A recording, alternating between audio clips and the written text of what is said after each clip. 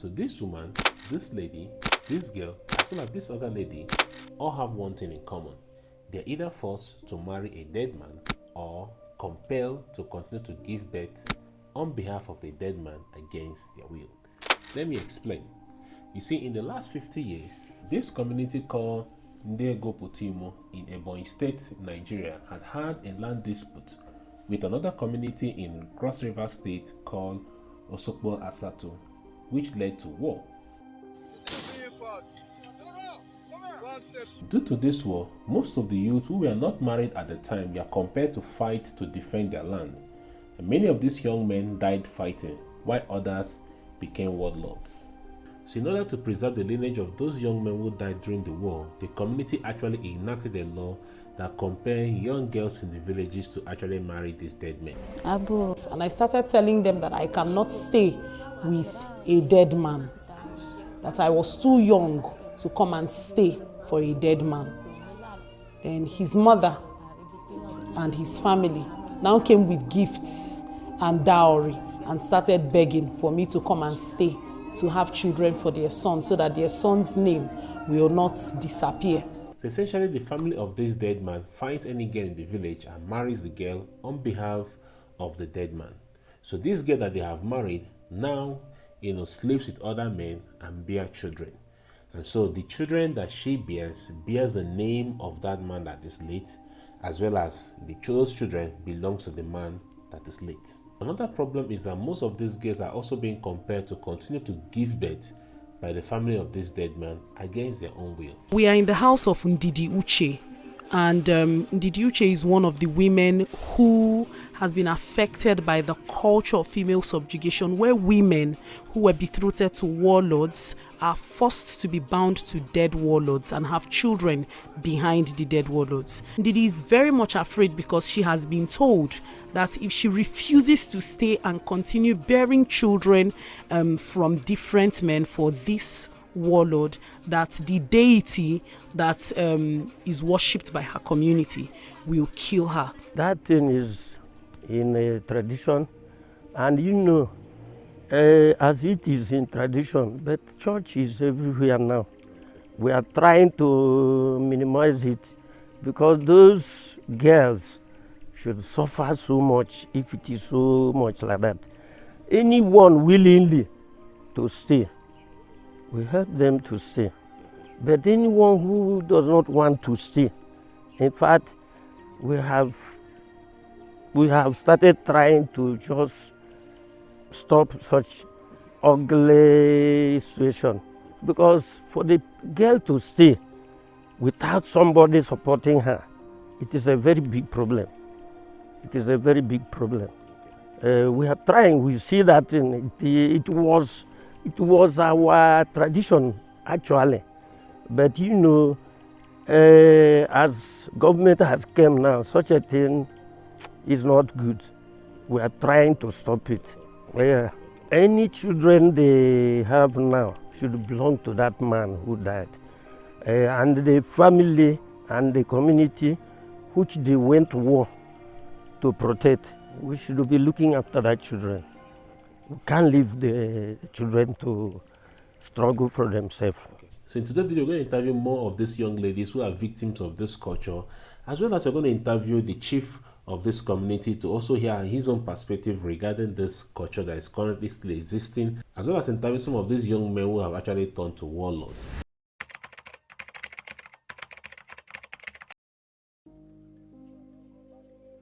About 5 years. Even about 23 years. I was in your Belanga, I got a just. And don't know where I met her to burn demon. I may want to be about the mother having put a young forget the just. It's all an alley, I look. If I look, I'm not giving my community, I should not take an enemy. I'll be in to be one today. I agree my lab. Get to bend the Jim Jog. That really can. And the postal going in and take a shell religious.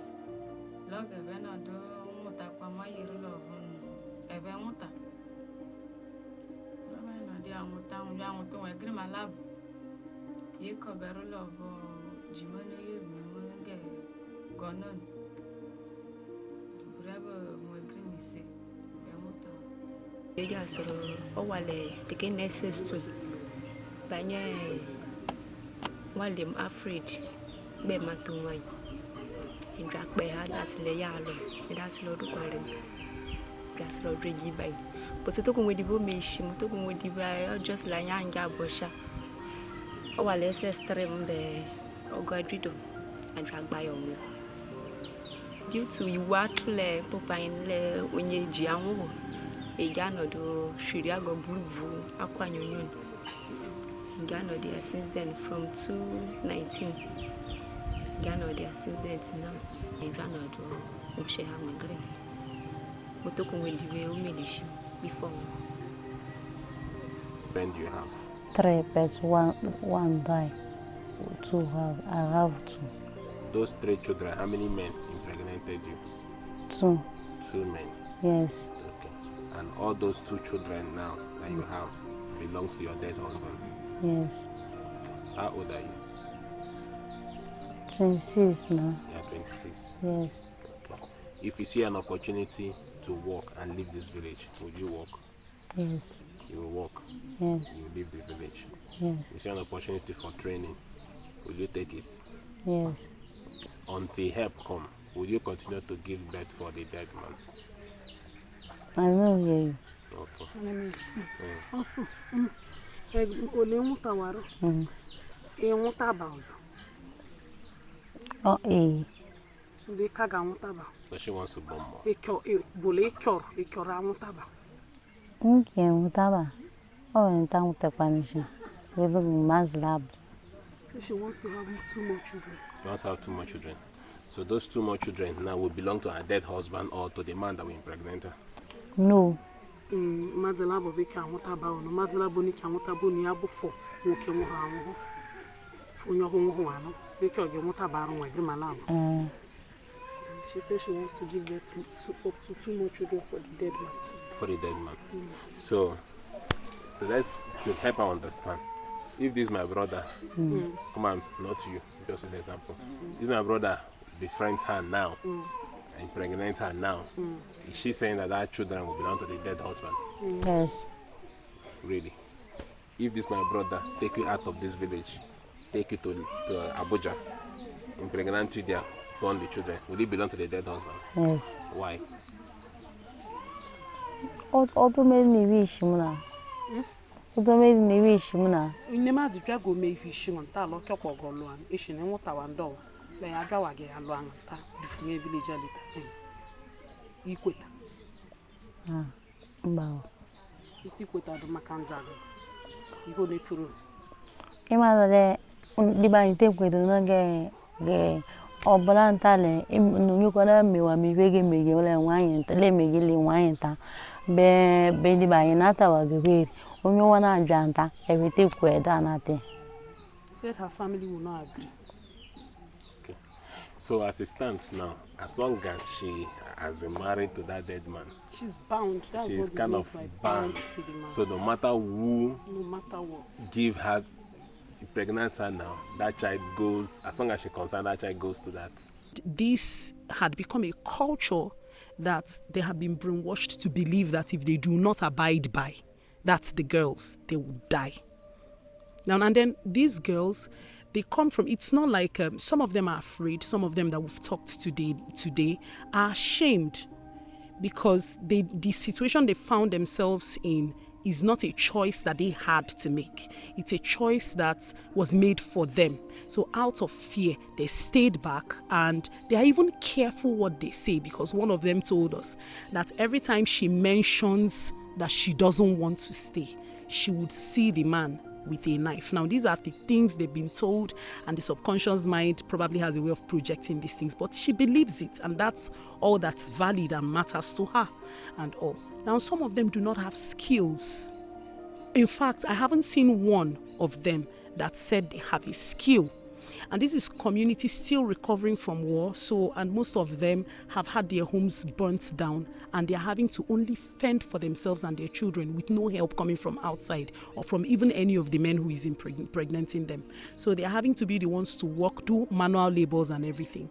So one of the things that our organization does is to ensure skill acquisition is provided for the women. But now we're seeing that in this community and in most other communities, just as this one, where there have been conflicts, there are loads and loads of them. And we're currently planning on raising funds to build them a safe home, because they often do not have homes. Most of them are squatting, most of them are staying with the mother-in-laws, the mothers of the men who's dead, that they're having to have children for, and who are ruling their lives and telling them what to do, and who are instilling those fears still. And for this help, for whatever change we hope to come for them, that they are seeking to come to them, for it to be effective, they'll have to need a safe place. And in the whole of Ebonyi State, we do not have a safe home, a functional safe home. We do have a make-believe safe home that we working in this space, I haven't seen anyone helped by that safe home. But we need a functional safe home with facilities, training facilities for these women to be able to access skills training and to be able to at least grow, run some businesses. Those of them who do want to get back to school, who are of course young enough to get back to school, would be able to also live their dreams as well. These are young girls who once had dreams and were cut short as a result of a custom that they had no say in. You know, some of you probably watch the video will ask, why can't these girls just run away or disappear and all of that? But one thing you must know is that their thinking and our thinking is different. They have been, they have been confined in an environment that is, that is full of fear.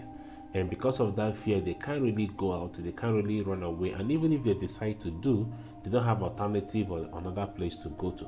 So this is why Melva have taken up the challenge to actually build a safe home where she can take in some of those girls, train them with life skills and economic skills, so they can continue to, fend for themselves properly and for their children as well. So please check the description of this video. You'll find her details there. You can call her, reach out to her, learn more about what she's trying to do. But most importantly, you can support her by giving into her account. All the details is on the description of this video. Who can speak English? You? Yeah, what's your name? Eh? What's your name? Your sister. Bishop Vic, Bishop Vic. Oh, I love you. Come. Come on, help me. Alright, this girl just snapped. She's so fine. She's so cute. See her, I just remember my daughter. Oh. With a green hair. No you, no you, no you, no you. Don't leave her hand. Come.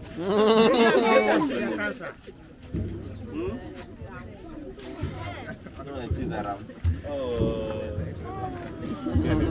Like something is about it. I don't know what. Yes. Oh, you're so beautiful. Yeah? Now say hello. Say hello to the camera. Say hello. Oh, okay, so are you going to school? Which class are you? Eh? Which class are you? Why are you going to tell us? Are you sure you're going to school? Who is our mother? Many of these children are not going to school, and this is because many of the schools in the community were burnt down during the crisis. Can you tell us a little bit of the crisis that happened between your people and the neighboring community? In fact, it was on a year 2017. A crisis came between my community and our neighboring community. And the crisis lasted for 5 years and some months. We have a problem of many things. About 2 primary schools burnt, many compounds burnt, and many people died. Some died in bullet, in facing battle, Some died in hunger after the crisis because immediately the crisis come, they damage our houses, our farm crops and everything. So people started having problem of what to eat and even how to send their children to school, no more, because the schools have been burnt and no food, no source of income. So we have a very big problem. Even till now, we are crying to government. Government has tried some, but there is nothing yet. You can see the 2 primary schools. All of them collapsed. The children are just being at home, no way to manage them going to school. You can see one building here. It is government who came and did it so that the young ones should start school, but it is not enough for the villagers. So this is also another aspect of the effect of this war. So we've spoken to her, and if you're quite observant, you see that she currently has some sort of mental health challenge. And if you look around this compound, she's surrounded by the aftermath of the war, the destruction of the compound. And she doesn't even have neighbors anymore. The people she used to know have all fled the vicinity. To be a proper home, if you look on the walls, you see maybe the children probably used to learn at home. You would see their names, where they write their names on the wall. You see ABCD, 1, 2, 3, countries and their capital date. So this was actually a home with kids in them, and this is the remnants of their home as a result of the war.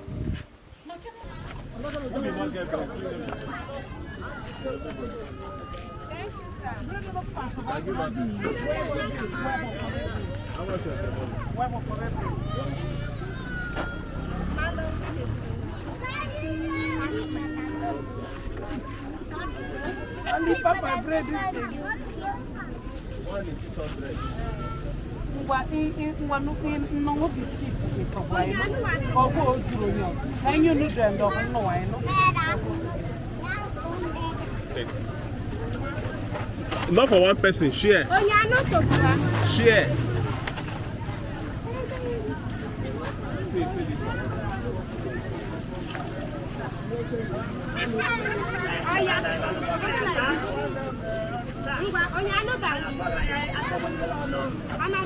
If it's not picking, oh my God,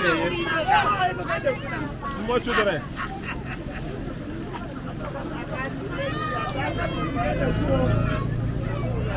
You don't have it. You don't worry.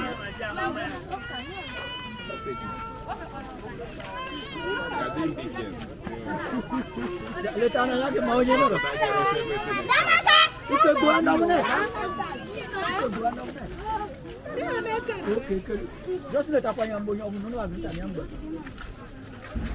Alright, so it's been interesting shooting this community, and we just decided to just share some few things with them. It's time to go. We're done with our documentary. I think I give them this to continue to share. I'd like to hear your thoughts on what you think about today's video, and if you didn't see the first one, please check here or check the description of this video. Thank you so much for watching, and I'll see you guys in the very next episode. Okay.